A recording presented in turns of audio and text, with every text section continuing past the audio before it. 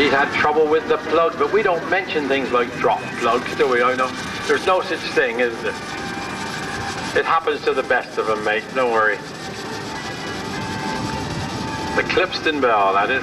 For Davis of Lincoln was a great steam engine manufacturer. Lincoln being the home of steam many years ago.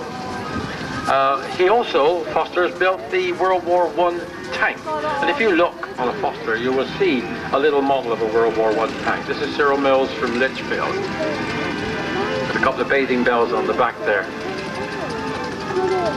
Thumbs up, she said. And another of our, some build them quick. It depends how much time you've got. But as I said earlier, there's a hell of a lot of work goes into putting these things together. And because she was so patient over those 6 years, making his tea and looking after him, these little ones to go around. This is a 3-inch scale for an agricultural engine called Jamie. 8 years work done in that one. Tom Mason from Bexlong Sea. Then a ploughing engine. We've got a Fowler ploughing engine of 2-inch scale. Super bar. Built a long time ago, was started 10 years ago. Great supporter of this local show. We've seen many a time when he's done some witching demonstrations in the centre of the ring. That's Eric Hawkins all the way up from, I used to say Launceston in Cornwall. I think they call it Lanston down there. Other of our burrows coming round. This is certainly the year of the burrow. I understand there's about 240 odd engines on the show, 125 of which are burrows.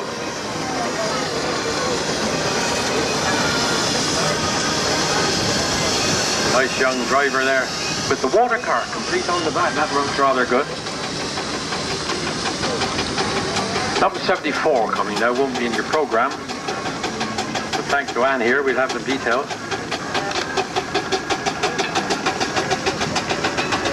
To bring them up with the, what they call the horn plate construction.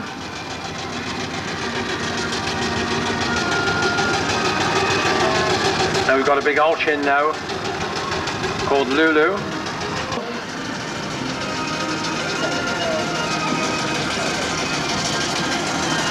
That's Trevor Gurr from Helsham in Sussex. He built that one about 10 years ago. It's a Burrell, 6-inch scale, big engine that. Weighs about a ton and a half.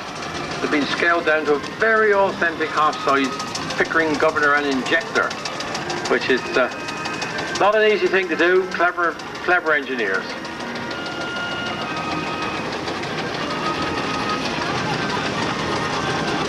That Burrow single. Nothing barks better than a Burrow single. Owned now by Dave Saunders of St Albans.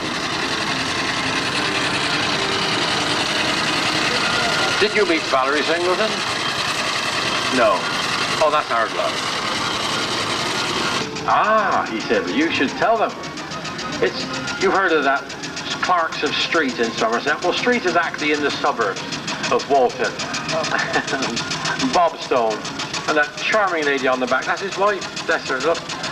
Not his wife, the tractor, I should have mentioned. I do beg your pardon if there was any confusion in that. Bob, a great engineer, has built many engines, and I love to tell the story where she told him a few years ago, you mustn't build any more engines, and he did promise, and kept his promise, and built a steam wagon.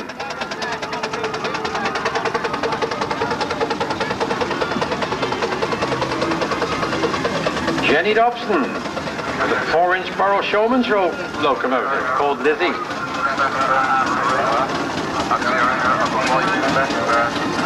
Jenny comes from County Tyrone in Northern Ireland to get them travelling in the right direction. There's a 4.5-inch scale. Another of our friends from Ireland, this is Frank McNabb from County Galway. I believe it's his first visit. Are you coming back again? Oh, bless you. Anne said you'd better. What have you been doing to Anne?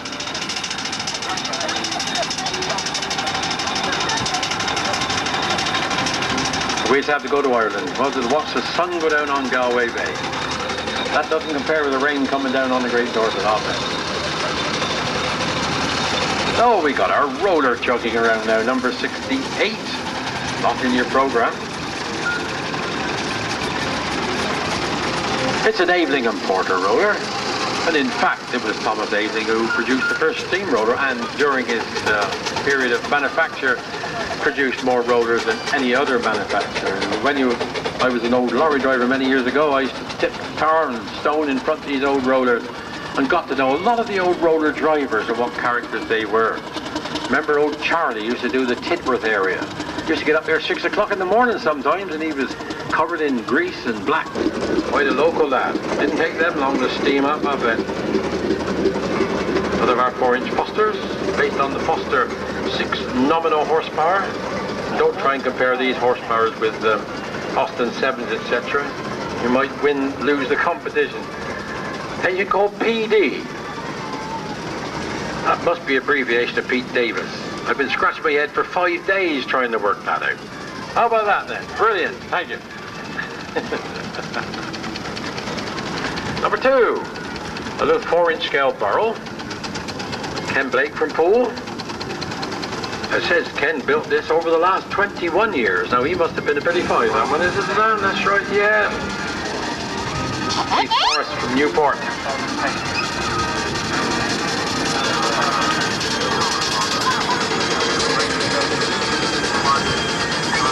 Number 16 rolling around now.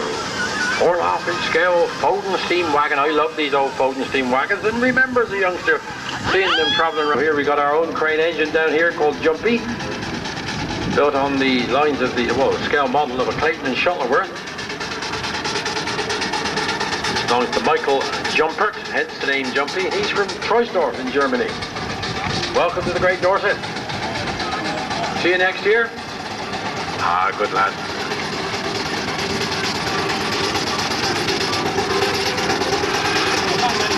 Putting the blast pipe on a burrow that gives them a burrow single bark second to none, and that's even replicated in these miniatures. Ian from Northern Ireland supports us every year.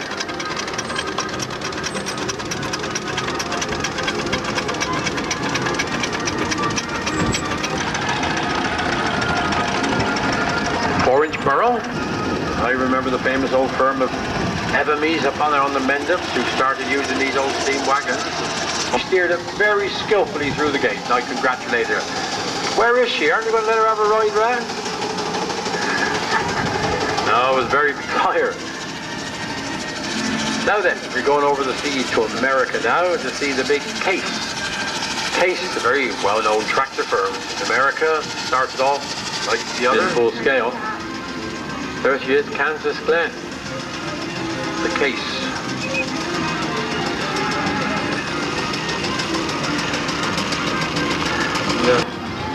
Ian, as a little boy, used to look out of his home and see the showman's lorry going up and down the road, the big Scammell mountaineer, Raw John.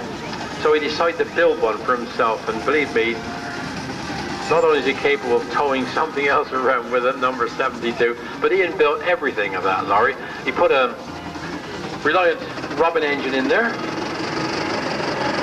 and those replicas of the Gardner diesel engines in the back were all handmade by him. They're made of wood. They really stand close to inspection. He even studied sign writing so that he could do the sign writing himself. And the other day I bumped into Ian and his wife there, and he showed me some photographs. He's actually building another Garrett. Our tiny little Garrett chugging down there now. Norman Bowley, well done Norman. I'm a charming young lady riding on, I think it's a water cart or is it a Portaloo? I'm not quite sure. Hello, we're having a bit of a shunt around here now.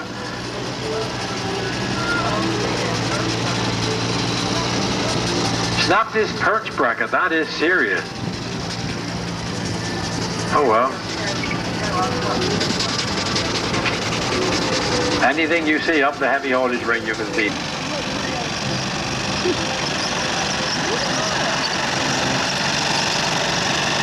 4.5-inch scale Foden steam wagon with the on board a 48 keyless McCarthy organ. This really is a finder. Richard Knott from Poole. Number 23. That's Eddie Hardiman. Oh, you have a bump start, Eddie? That's his Freelance engine. The Freelance is one not made to any particular scale, but the Piper. No, it's 48. Sorry, Ron's already around there, isn't he? It's a Foster, though. It's but from Stuart Rodd, all the way from Wincanton. Ron Tramden and his secretary here, and for the wonderful efforts in bringing all this lot together. It really is a fine display, and there must be something in the region of 70 engines in the ring now. You would probably call me a liar and go out and count them, but I've only been told. But we've now got the difficult job every year of choosing a winner.